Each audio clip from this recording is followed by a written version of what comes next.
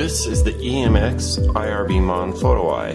This is the transmitter section of it. There's a part that looks almost exactly like it that's the receiver section. And I'm going to show you how to wire this up for the new SmartCNX controllers. So I have a black wire here, which is the common wire.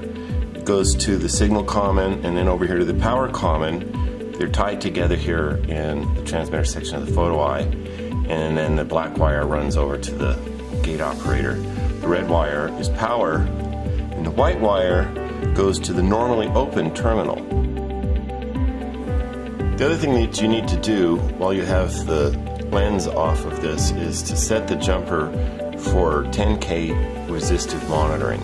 So in order to do that, there's a little jumper here. You pull that off and you make sure that it's on the left 2 pins. So you reinstall that.